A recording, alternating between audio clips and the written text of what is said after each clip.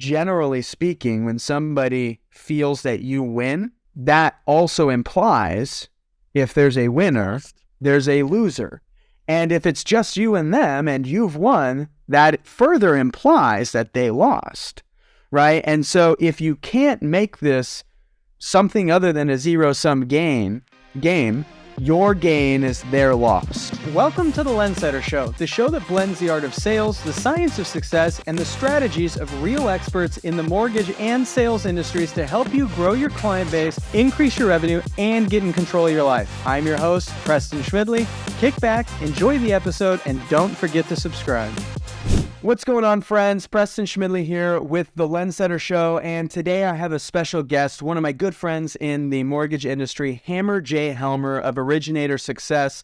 Hammer, thanks for joining me today and hopping on the Lendsetter Show.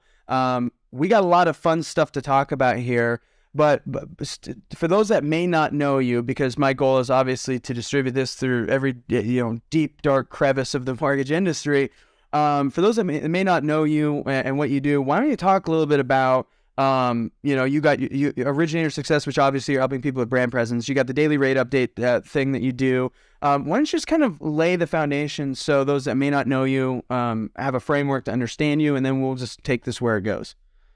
Awesome. Well, first of all, thanks for having me, Preston. Appreciate being on the podcast. And up until about 8 weeks ago, I actually was a car salesman and got into the mortgage business because a friend of mine said I could make a lot of money. So, I've been in the business for about 23 years. I was an originator for over a decade. I was an executive for about 5 years. And then I started Originator Success mainly because I got tired of red tape, being an executive and dealing with all the compliance stuff. What I really love doing is helping originators to write more loans. And we've evolved over the years, but right now what we do is we help a lot of originators get loans from Google and social media. We focus on helping them build their online brand presence, meaning being found on Google, being found on social media. We help them generate reviews. We post some content for them, and we even got some email campaigns to keep them in front of their past clients, their prospects, and their real estate agents.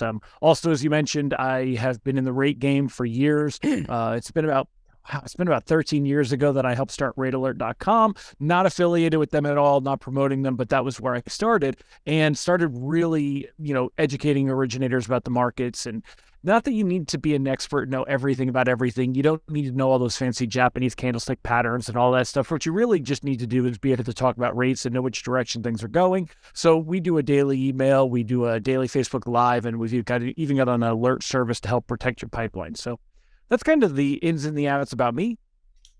Okay. And let's dive into, I know one of the things you and I have talked about in the past, obviously we're both marketers of different flavors, right? And I think there's a lot of cohesion between how we help loan officers and how you help loan officers, different sides of the same coin, really. But one of the important things that I've seen, I actually remember, this got us to start taking consideration on brand presence, right? I remember I had a conversation with one of our members, this is like maybe 3 years ago now, and he was just saying, I'm getting hundreds of leads, Preston, but I feel like I have great conversations, and then these people are ghosting me. So I'm like, okay, well that's not a normal, if you're having great conversations, then we have a sales process problem, right? So I started diving into some research. And I just typed in his name, and literally the first thing that came up was one of those like criminal records pages for his name, and I'm like, well, so usually when people are going to buy something or thinking about buying something, they Google and do a little research, and if you Google your name, this is what comes up. And he got super pissed, and he was like, I was not convicted. I was like, bro, they don't care if you were convicted. They care that that's the first thing that comes up when they look you up.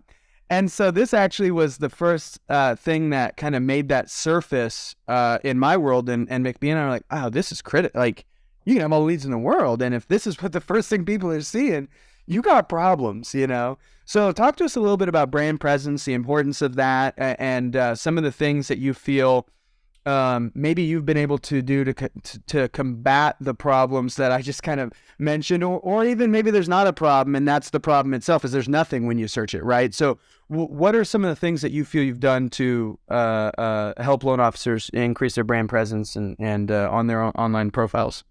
So I'm going to answer that, but I'm going to share a very similar story first to tell you that one of our longtime members, when he came to us, one of our most challenging scenarios is that he shares a unique last name with a pedophile, convicted pedophile. This is not our member. However, yeah, when same kind of a thing that people would Google him, and then he was in a geographic area, so it was really difficult to overcome. But we were able to get through this. But yeah, that was a big one. So again, I've been in the industry for 23 years. When I wrote loans, our idea of the internet was dancing cowboys. I don't know if you remember those ads. They were the low rate, I think it was lowrate.com ads.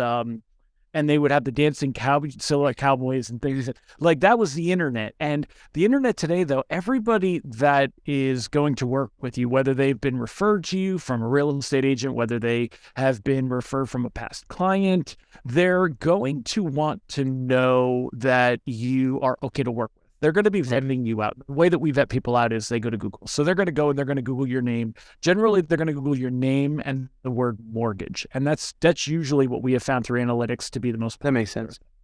And when they do, you want to make sure as an originator that you've got a few things in place. So first of all, you got to recognize the platforms that are out there that have strength in social media and SEO. So of course, it starts with Google, and you want to have a Google business profile. That's the name. It used to be called a Google My Business.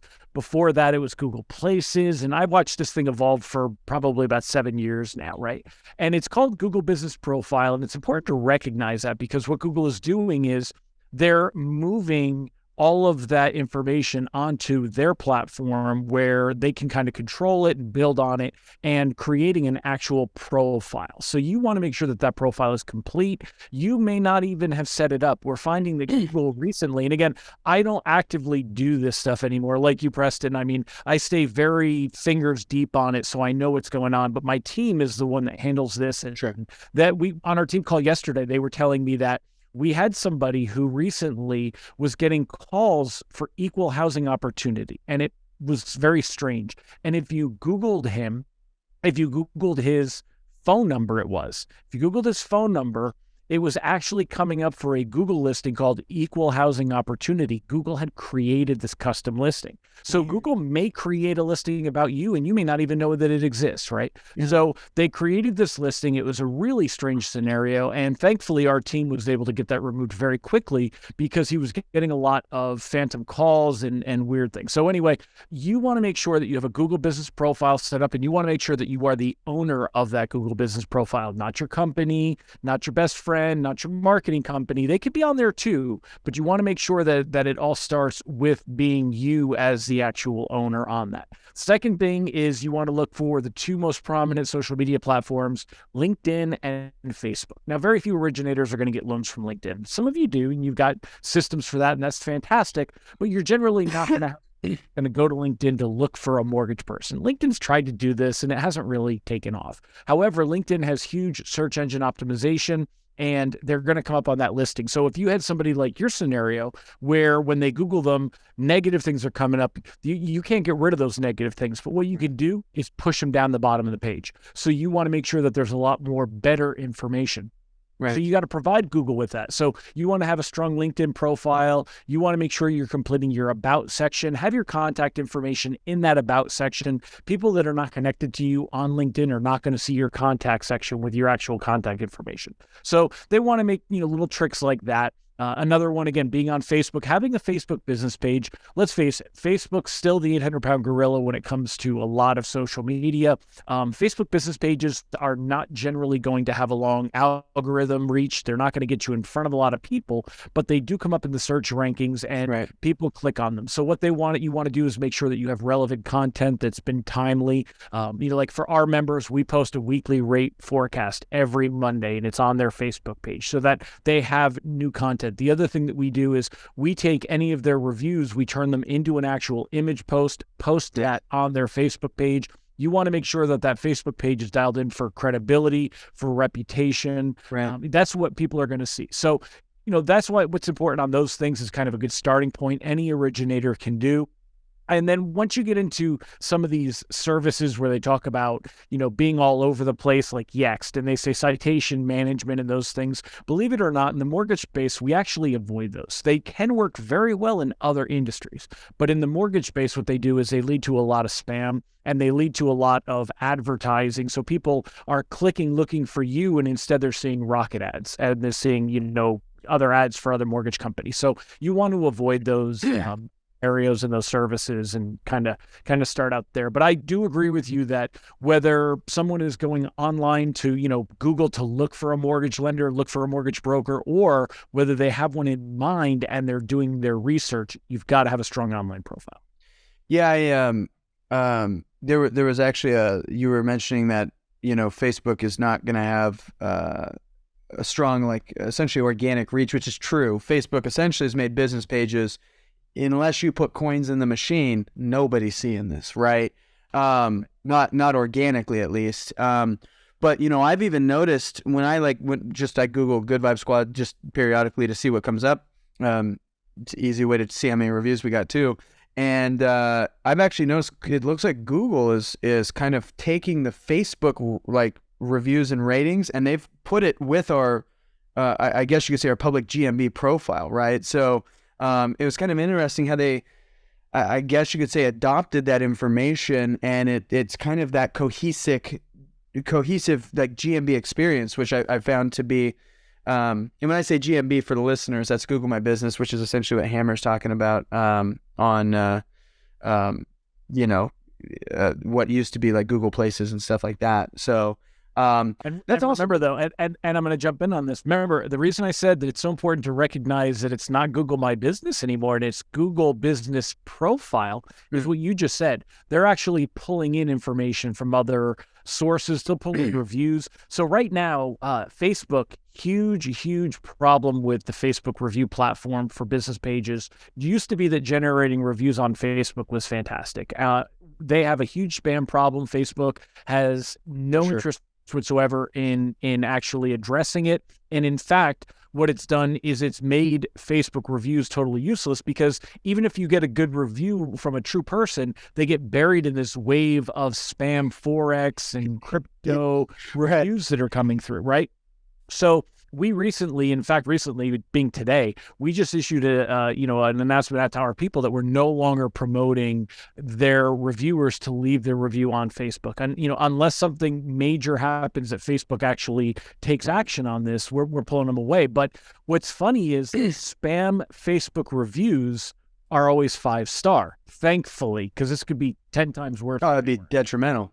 Thankfully, they're 5-star. So what'll happen is somebody will look at your Google Business Profile and they see other reviews, and there's a section that says, I think it says reviews around the web or something like that, yeah. And they see that Facebook and it says, 5 out of 5, 130 reviews for Good Vibe Squad.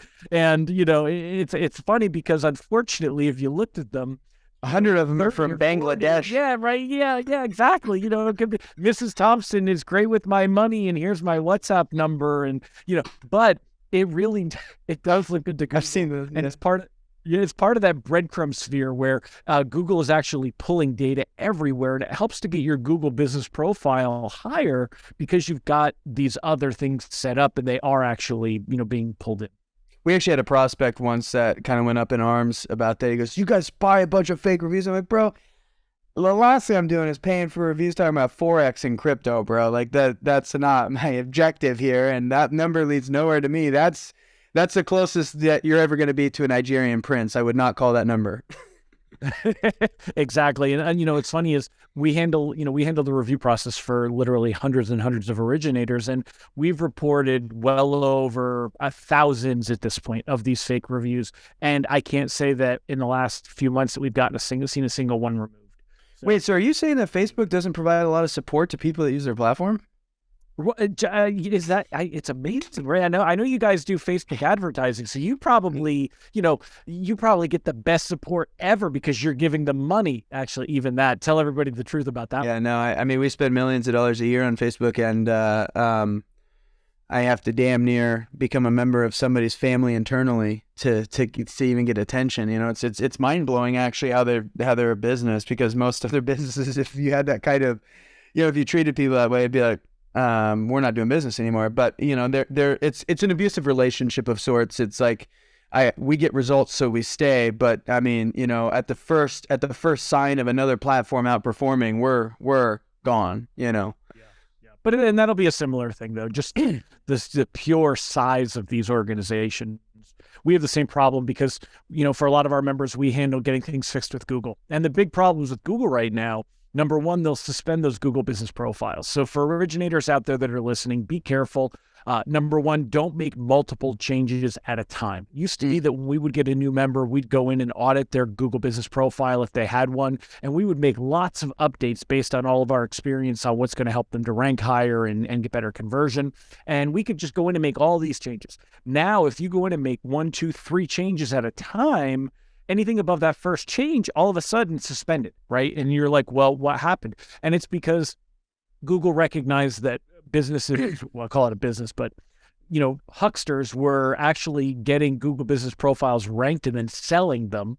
And then they would change all the information to another business. So that's why that's been a big issue. The other big complaint we get right now, and this is why, although online reviews, hugely, hugely important, we actually use a 2-step process. We have an internal platform that we actually get people to leave the review on. They don't have to log in. We do have, different things set up to make sure we're not getting spam reviews and that they're authentic, but these are all authentic reviews, but we make it easy for somebody to leave the review. And then once they've started that process, we say, would you please go ahead and share that review on Google? The reason we do that is because we found that, number one, if we say to somebody, hey, Preston, did I do a great job? And you say, yeah, you did a great job, Hammer. I say, okay, great. Would you mind leaving me a Google review? And you're like, no problem, bro. And then I say, all right, great, I'm going to send you the link. And then I send you the link and you click on it and you're not logged in and you're like, I got to look up my password. I'll do it later. Well, anything else happens and pulls you out of the process. Yeah. And there's no way to track that somebody has actually left a review on Google, because you could be like, Preston is awesome, is your Google name. I don't know what it is. There's no way for me to track that. So we found that on average, you would get maybe 1 out of 5 of those people that leave a review on Google. So instead, we found that if you go through the process the way that we do it, we get internal reviews. We can actually see that they start the process. And because they've started the process, it's a micro commitment. Big rule of sales, if you get somebody to start taking action, they'll continue with that action. So if they do have to look up a password, they'll take an extra moment because they're already in the middle of the process. And they'll say, okay, let me just finish this. And we find that they do that. So we get it to about, I'm going to say 1 out of 3 generally. Some of our originators, we get it a little bit higher, but even that, it's a huge number more that get those reviews on Google. But then we hit another problem. Sometimes you'll have people post a review for you on Google and it doesn't show up. The person thinks they posted it, they see it, but nobody else does. And that review has been suppressed. And that's the problem about being on someone else's platform, is that it's their game, their football, and their algorithm. It's amazing. They let in some of the worst spam reviews, but yet, honest reviews. We've seen members lose 5, 10, 15 reviews that just disappear because Google, just quietly suppresses them, makes them disappear. They hide them, and you don't know they exist. So anyway, that was where I was going with that one. Is just that, you've got to be aware of what is or isn't going to work on these platforms, and recognize that we want to get the best bang for the buck from them, but you're not going to get support. You're not going to get help. And when you send in that support ticket and say, hey, Google, this is an honest review, you may, if you get a reply, it's fantastic, and it's going to be some kind of canned response from their first level support. And people, our members get very frustrated. So thankfully we handle a lot of that. And even us, we've built some relationships, like you said, about being in somebody's family, because we have sent hundreds and hundreds of these tickets. We know some of the members who are more responsive, and we keep those, and we'll for sure kind of rotate through them. Like when we hit a problem with our members. Yeah, one of my guys, Austin, he's like, yeah, I sent that one to this one and this one to that one, because he knows who will solve the problem for him. So yeah, you have to do that. You do have to do that. You had said something that I'd like to orbit around and circle back on for real quick. So you had said you don't want to change a lot of stuff on your Google business profile, and I've seen that happen negatively, but it does beg the question, because the tenure in the mortgage industry is not great, right? So people change where they hang their license every. I think I read something that said 17 months, and I don't know how accurate that is, but I mean, just from my time, my certainly career, industry, that sounds about right, because I remember changing companies 5 times, and it was about 18 months. Yeah. So okay, so that kind of validates that. So I mean, that obviously, you know, and this kind of goes back to your citation thing. You know, when you were talking about that, I was like, I actually think, I mean, you didn't mention this, but it seems to me, if you did citations, problems that you mentioned aside, if I'm changing place I am every 18 months, I just added a massive chore every year and a half to myself to maintain all these citations and listings. You know, so one thing that I'm curious about, though, because we know this industry has a lot of, I don't want to say turnover, even though it does. I'm talking specifically, people are kind of figuring out their own path between free where they're agents. hanging their license. It's like a sports league. We have a lot of free agents. That's a great perspective. Yeah. So for somebody like that, okay, well, how do I? So let's say I went from being retail to broker, or, you know, broker to retailer, less common, but let's just say that happens. I got to make these changes. So how do I navigate this without getting essentially blacklisted? Okay, so I'm going to answer this in 2 parts. The first part is, the best way to make the changes is to not have to make the changes. In other words, when people come to us, we discourage them from putting their company name in their Google business profile name. Now, it doesn't mean that I'm discouraging you from representing your company. We put it on their logo. We put their company and their NMLS and their company's NMLS on their logo. We put companies in the description. There's other places to put them where they have much less of an effect than in the actual name. So if you're going to have a Google business profile, and I'm going to use, you know, just some examples of one of our ambassador members that he doesn't mind that we use his name, is, say, Jeff Garber. Jeff Garber is, you know, he's a mortgage originator in Pennsylvania, and if you Google Jeff Garber mortgage, you're going to find Jeff's info. Now, Jeff has changed companies, you know, and when he did, there was no need to make changes to those. We made changes in the description, which doesn't set off. You delete a photo, you put a new one up. Exactly. Some new stuff like that. So that is, if you want to try, if you're going to make a change, make it to something more agnostic.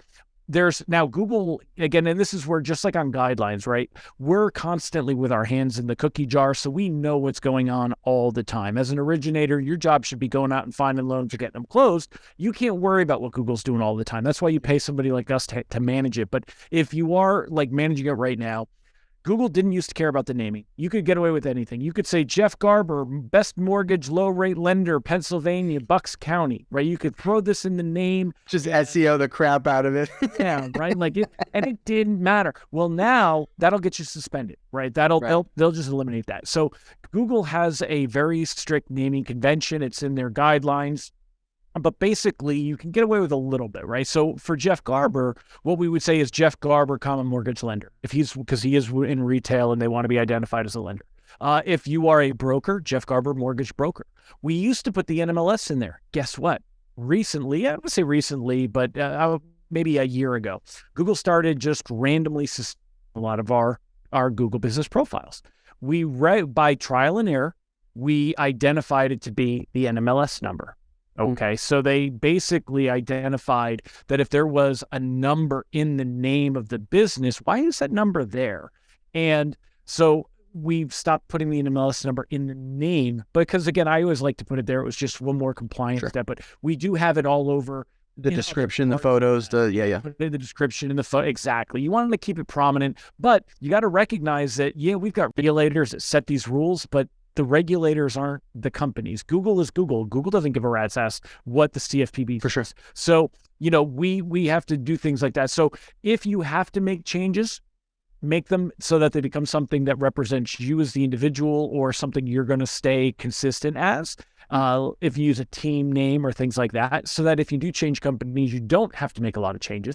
Yeah. And then when you have to make changes, make the changes one at a time over the course of maybe a week of a grace period. So go in and change the name. Don't change anything else. Give it a week. Then you can go in and change maybe, the website if you're changing your website, or the phone number. And of course, the biggest thing is going to be the address. And if you change an address, it's going to trigger a re-verification requirement, and verifying with Google could be a pain. They mail out these postcards, and yet sometimes the postcards never show up again and again and again. You may have to do videos. You may have to provide pictures of where you've got your signage. Another big thing, we used to tell originators, and this was big for real estate agents too, we used to say, if you're working in an office with a lot of originators and you want something closer to home, use a Google business address, use your home address, right? And you could get listed that way. Well, you can still do that, but you have to hide the address, and it becomes what's called a service area business instead of a brick and mortar business. Right. So when you change the address, that's going to be a big one, and it can lead to suspensions, especially if you are putting in, different PO box services, UPS stores, Regency, the rental offices. Those can all create a little bit of a headache. So those are things you got to be careful on or avoid. Okay. That makes sense for somebody switching company. What are some, okay, I want you to imagine your average loan officer, which, like you said, we have our hands in the cookie jar. They don't. I think we would both agree they shouldn't, right? Because it's not a full-time job. It's a job and a half. I mean, I run a team of 60, right? We have a very hands-on service. I know you have a team as well. We're like barely riding the wave, right? And it's like, dude, you're an originator with a full-time job and you're trying to stay on top of this. It's going to change faster than you can ever learn it, right? Yeah. And I have my team providing me weekly reports with, this is what's been changing. This is what's doing. We have live calls and reports that come in. Right. I can actually read so I can stay on top of it. So a loan officer that's in that situation, right, where they don't have the means, nor should they try to do all of this themselves, as far as staying on top of what they should do, right? Let's say they're at the beginning of their journey, their budgets are low, but what are some things that they can quickly do that doesn't require a heavy understanding of all of this to get some baseline presence set up? That Google business profile is number one. It's not difficult to set up, but you want to make sure that that's set up. Number two is that Facebook business page for the reasons we discussed. Number three is their LinkedIn profile. Make sure those are dialed in. That's where they want to start as far as an organic search presence for people that are either looking to find out more about them or possibly for them just picking up the random loan because somebody's going online to look for a mortgage. I love that. And that's, those are all free. So, I mean, that's just fantastic advice. I mean, if budgets are concerned, then that allays that fear. One thing that I, just from my perspective, doing a lot of, direct response, direct to consumer marketing for the last greater part of a decade, one of the things I've observed is how critical, and this is what I was saying earlier, we're two sides of the same coin, how critical it is to have that brand presence because, I can't remember where I read this. Maybe it was influenced by Robert Cialdini, but essentially there's a primitive part of our brain, right? We have evolved biologically much slower than we've evolved technologically, right? So, the analogy is if you were to, let's just say that the power grid went down, the water system stopped working, it would be about 72 hours after the food spoils, after we're dehydrated, we're running out of water, the stores have been ransacked, be about 72 hours, before we return to how primitive we really are, right? So we have a lot of safety nets around us psychologically that allow us to be civilized. But a week of that uncivilization happening, it's kind of like, I don't know if you remember the Fire Festival, but seeing pictures of how people were like starting to become in absence of resources. We're this close to being back in the animal kingdom at any given time, right? We just have a lot of luxuries that prevent us or shield us from that. But one of the things that I think it was Cialdini talked about is remembering that nobody wants to be the person to find out if the berries are poisonous to eat. So there's a part of us biologically ingrained deep in our brain that knows if we eat the wrong berry, we may die. And it's not a good death. It ain't quick. And it's not pleasant, right? And so we approach strange things that we're unfamiliar with very hesitantly, right? And it's actually safer to go another day of starvation, potentially, than choosing the wrong berry, right? And so having that in our brain, it's kind of it's a safety mechanism biologically that prevents us from taking action on certain things, right? So the way that this shows up in a buying cycle is the borrower, the prospect, they see any sort of negativity, they go, you know what, we'll just keep renting, right? They see any reason to leave, and they go, yeah, it just ain't worth it. I'd rather starve another day than eat the wrong berry, right?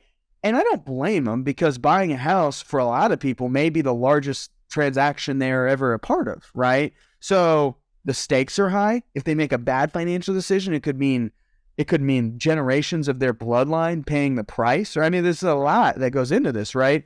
And so being seen as somebody worth working with, being seen as somebody safe to work with, being seen as the berry bush that's safe to eat from, essentially, is not nice to have. It's not optional. This is a requirement of business, because I've seen a lot of people that have either no brand presence or, like we talked about at the beginning of this podcast, criminal records things popping up. It's like, dude, there's no amount of leads that, I mean, there is, but there's no economical amount of leads that is going to help you overcome the friction you're introducing from not being seen as safe to work with. And I don't think that can be overstated. It's a requirement, Yeah, I agree. Especially if you have outgoing lead generation. If you are generating leads, those people, they think to themselves subconsciously, you came to me, I need proof on why I want to work with you.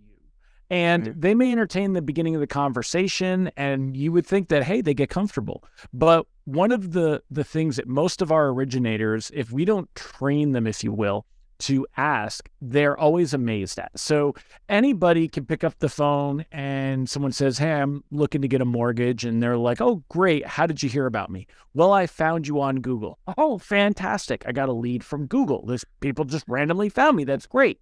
Well, what they don't realize is when someone says, well, I got referred to you from this real estate agent, or, with your system, if they're getting passed along and there's, now it's somebody that was an outgoing and now they're a pass off. And that person, if you ask them, when you talk to them and you say, let me ask you a question, did you happen to Google me? You will find, I'd like to say it's 9 times out of 10, but it's even more than that. It's like 9.6 out of 10. That somebody will say, oh, yeah, I did. They will Google you before they even reach out to you, because they want to know if you're an axe murderer, if you're going to rush off with their money, especially something like getting a mortgage. This isn't buying a TV off Costco. This is something that, they've got a lot emotionally invested in.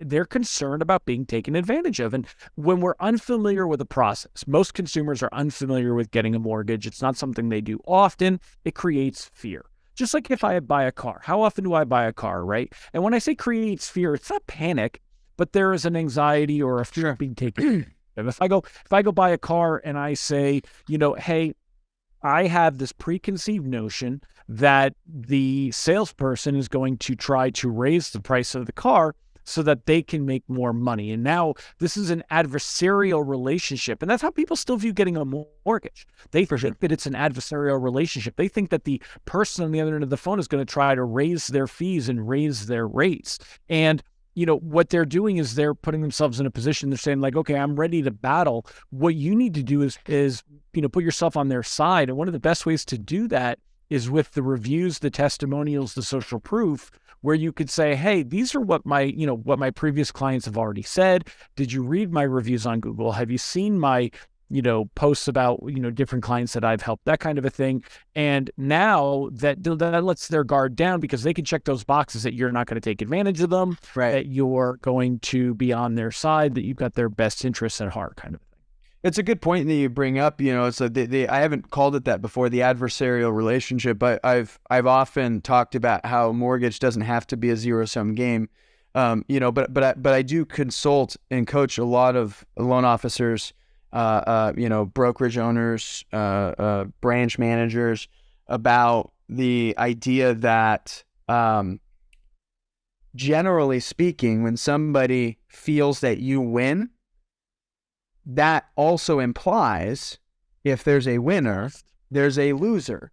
And if it's just you and them and you've won, that further implies that they lost, right? And so if you can't make this something other than a zero-sum game, your gain is their loss, right? And that is, it's like people talk, I hear this a lot, is that, people are just, they blow with the wind with rate. And it's like, there's a threshold, yes.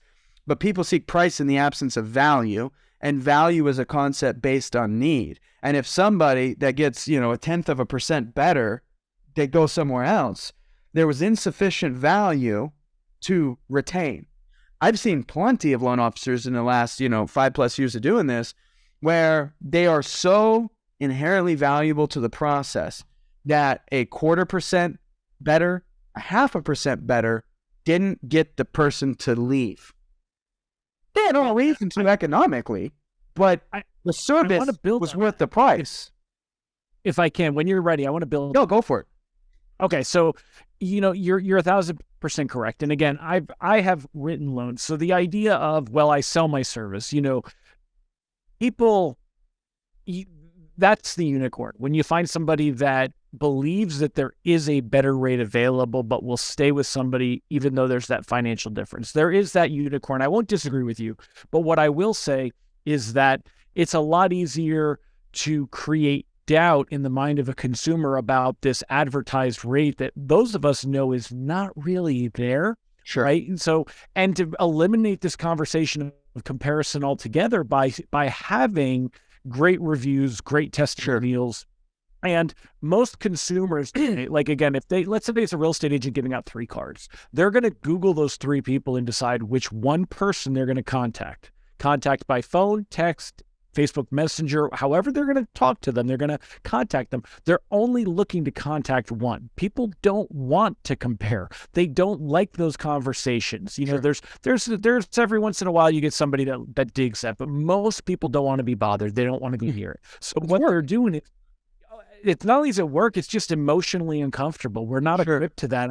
You and I have a little bit of an age difference, and then you and the Gen Z has another age difference, and we've kind of watered down that whole conflict resolution thing over the years to where people feel like there's a conflict just by shopping around. They feel like that is a conflict situation and they'll avoid it. So anyway, if you want to eliminate those conversations about your rate being 1/8 of a point different or 1/4 point different, have a better online presence so that you win the conversation, because the other conversations aren't even going to occur. And that's what I tried to explain to a lot of originators, is that you've got to win that conversation. And rather than me, if I say to Preston, I am awesome, I am going to get you closed on time, I have great rates, and I give you great service. Well, you expect me to say that. So, on a scale of 1 to 10, you give that a validity score of 1.6. But when you start reading reviews from other people, it's neurolinguistic programming. And those reviews, if other people are reinforcing it over and over and over, well, now all of a sudden that credibility score goes up to 6, 7, 8. And, it could be the exact same words, but coming from somebody else. And what's funny is if I say, Preston, I wrote this book and I'm an author, a published author about this, well, that lends some kind of a credibility to me. My credibility goes up. If I say, as seen on CNBC, if I've been on Squawk Box, that gives me some kind of credibility. And you go scratch your head and you go, really, why? When you think about it, you're like, why?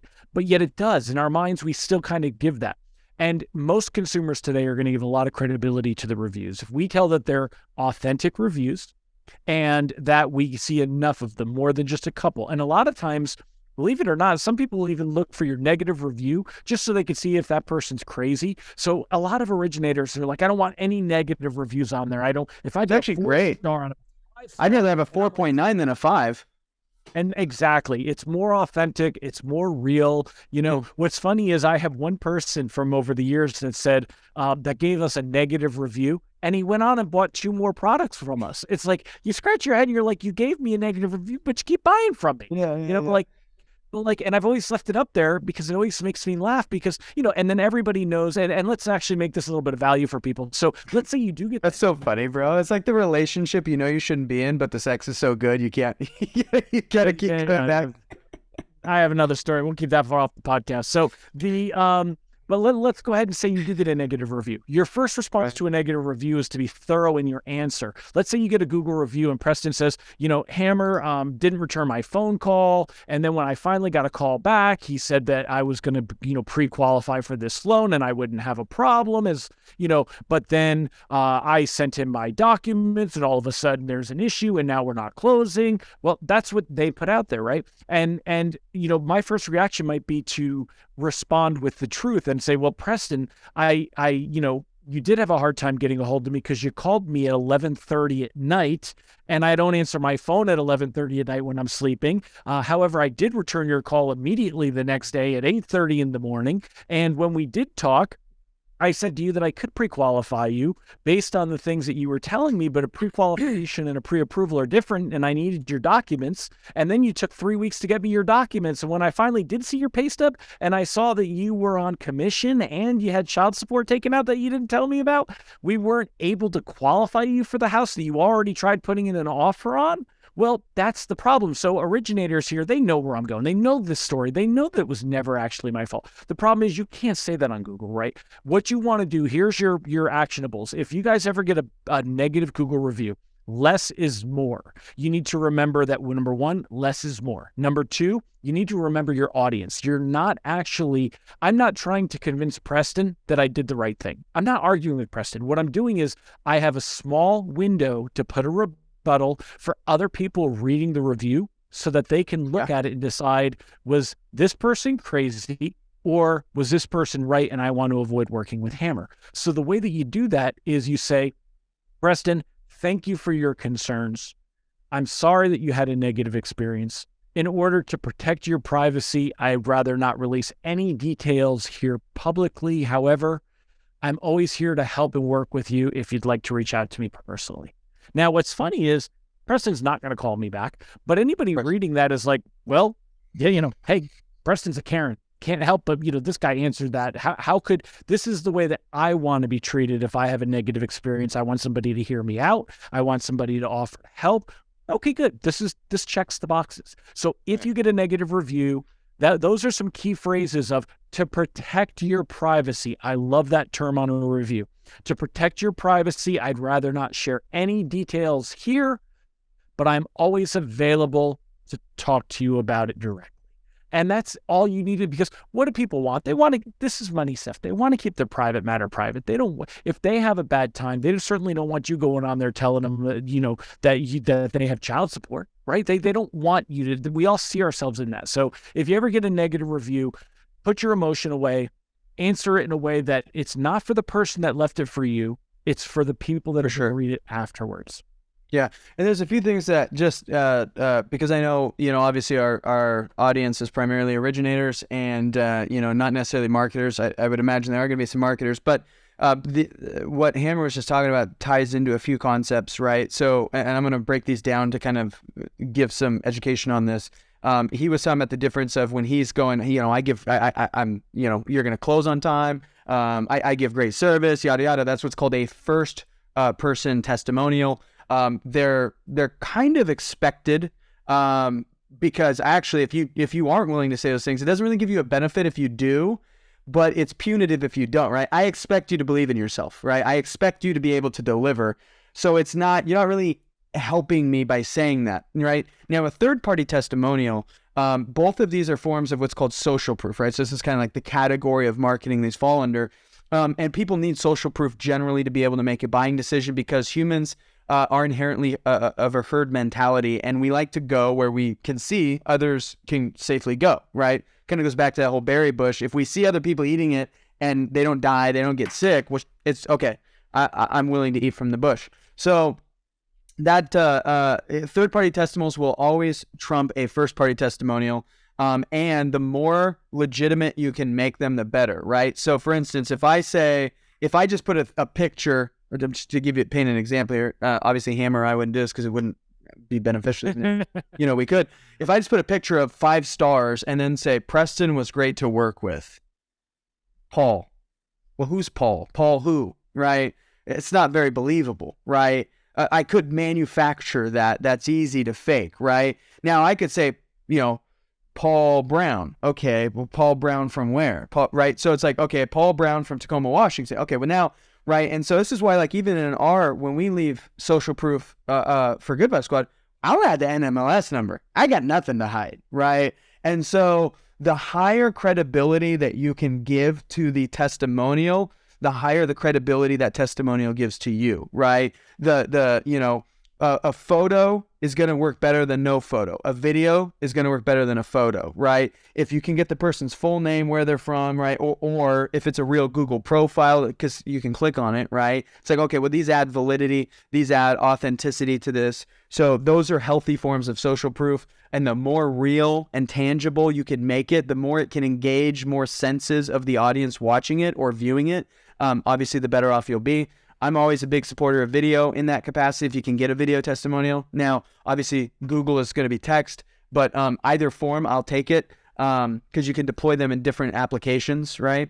You could get both, right? So if you get a Google review from somebody, it's not to stop you from going, hey, you know what? That was actually, I love the way you said that. Would you be cool to shoot a video saying that I could put on my website? They serve different purposes. They're both social proof though, right? So, right. And then the other thing Hammer was talking about is like, you could have a book and I wrote this book, or I was seen on Forbes, right? Whatever the case might be.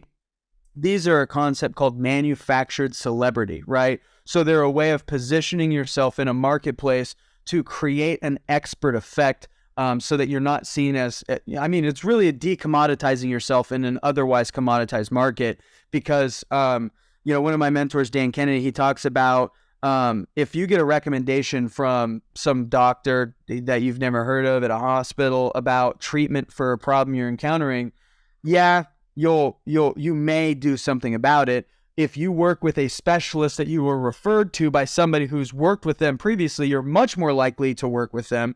But if Dr. Oz says, Hammer, this is the recommendation for your treatment, we could go, well, he's a TV star. Why would I?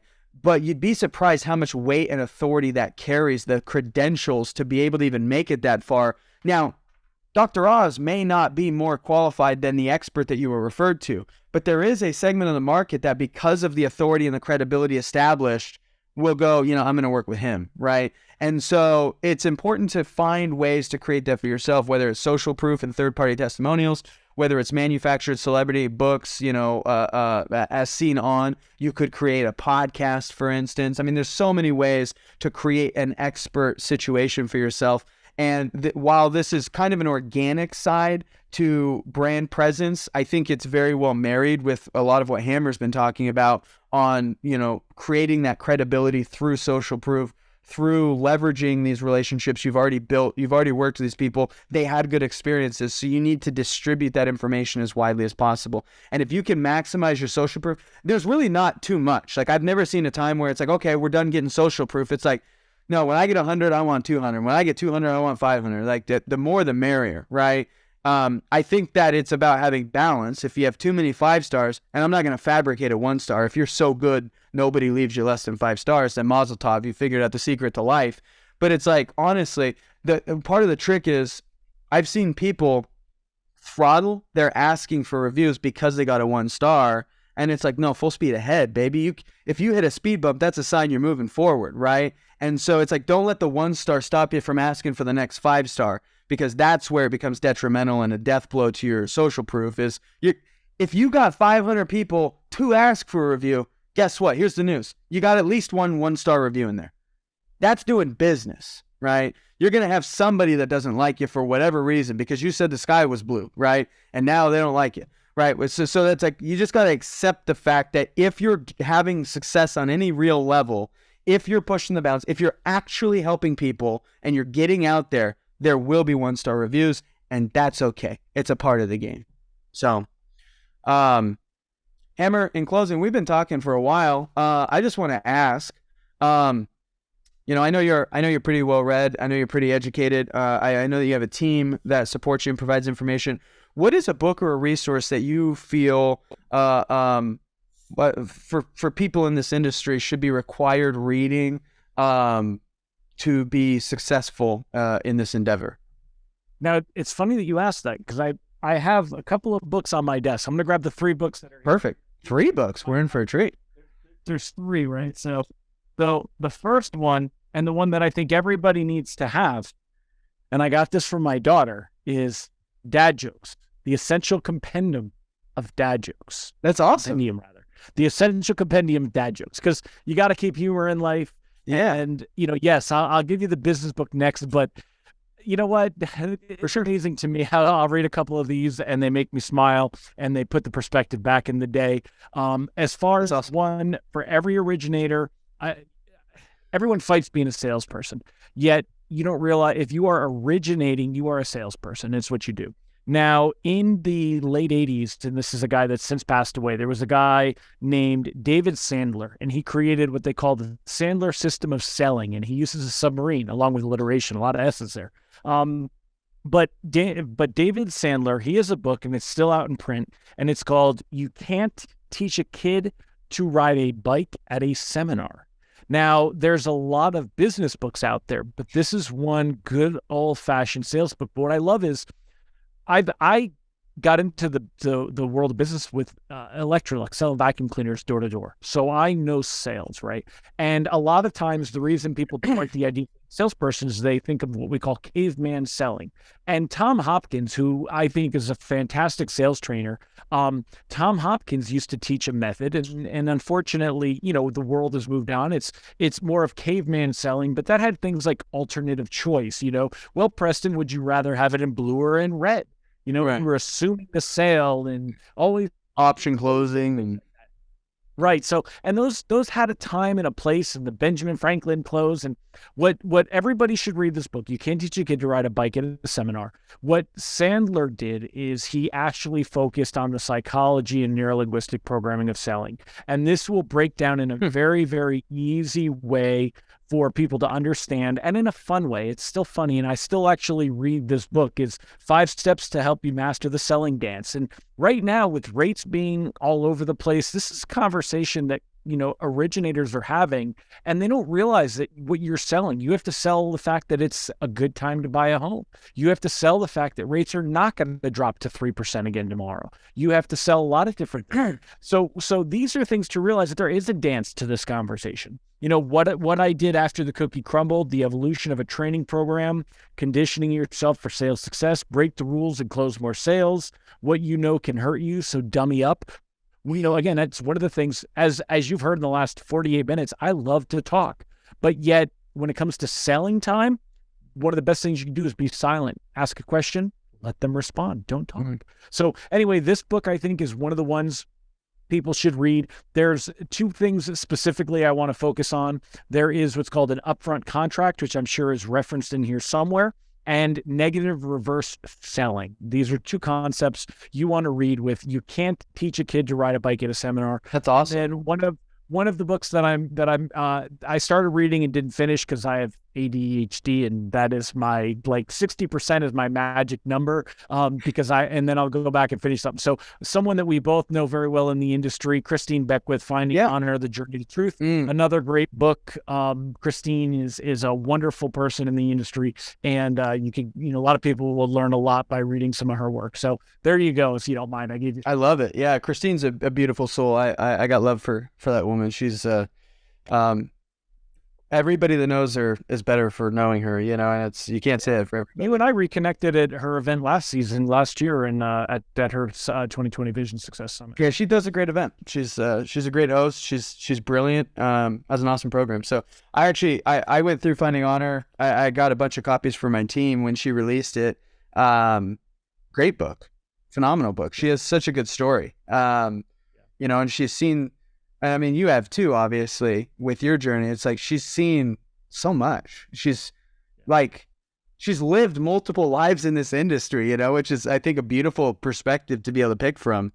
Well, cool. Hammer, this has been fun. I feel like you and I could talk forever. We'll have to do another one of these sometime. What I would like to do is, obviously, I'm a fan of what you're doing at Originator Success, and you have your rate update service, text alerts, I believe is what it is. Why don't you just talk for a minute about how people can reach you if they're looking for some help in these departments, and some of the things that you guys are doing to solve problems for loan officers.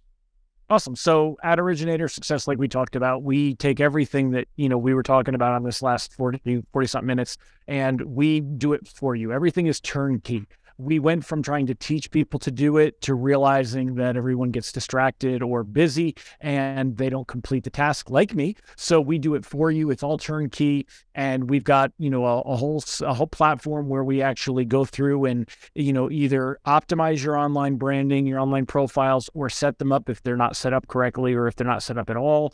That's all part of our service. We have an ongoing, because again, we talked about how Google's changing, Facebook's always changing, these platforms are always updating. So we're constantly updating. We're posting relevant, fresh content. We're generating reviews. We've got review campaigns that are very, very successful, generating reviews from past clients. If you haven't been doing it for the last 5 years and you've been in the business, no problem. We'll go back and we'll get those reviews for you. If you're just starting, getting reviews now, and you can start from now moving forward. So we've got all that built in. We also post that content. We've got some email campaigns. We provide a website as part of our platform because that ties different things together. And that's what we've learned is kind of what are the key elements to getting loans from being found on Google and social media. If you'd like to learn more about that, we have a demo on demand. You can go to originatorssuccess.com. We ask you for your for your name and your phone. We don't even have any active salespeople follow up or anything. We just like a record, and you can check out what it is that we do. And then for anybody that wants more information, we didn't talk about rates today, but a lot of people do know, hey, I've heard that Hammer guy, he talks about rates all the time. They're welcome to catch me on Facebook Live, on my own personal domain, as well as like the Originator Success page, or you can also sign up for our email. We have a free email that we do each and every weekday at www.ratelockadvice.com. It's ratelockadvice.com. It's free. And then we also have a $7 a month text alert service. That's ratetextalerts.com. So, bro, guys. I'm gonna be honest. I don't often exert energy to promote other people's stuff. But dude, $7. Like, I'm gonna be honest. If you get one loan in the next 40 years, it pays for itself. Yeah.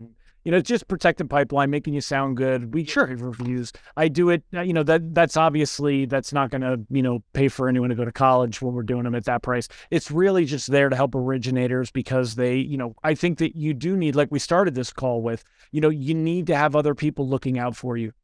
For sure. Being an originator today is a challenging job. It's too much to ask of yourself to be the grand marketer, to be able to set up all these lead generation programs and systems like, Good Vibe Squad does, for an originator to try to build that, not even counting trial and error, but just for them to build what you guys have put together, would take, you've been doing it for 5 years, and then to bring it to where it's at today, to make it successful. And, you and I know we're constantly, it's not that we're failing, but we're making little small failures. We see what could be improved on, if you will, and we're always improving. So, paying somebody else to do these things, the text alerts are just another thing where it's just, hey, letting you know what's going on each day with rates in the markets, like, and helping you to have that conversation with a consumer or real estate agent. No, it makes a lot of sense, man. I like it. Awesome. Well, Hammer, thank you for joining us today. I really appreciate you hopping on the Lendsetter show. Everybody, that's Hammer J. Helmer of Originator Success. I will drop the link to his website. If you want to learn more about him and what he's doing to help loan originators, feel free to check it out. And once again, Hammer, thank you for joining us today and hopping on the Lendsetter show. Thanks again for having me, Preston. Take care. Awesome, man. Yeah, take care.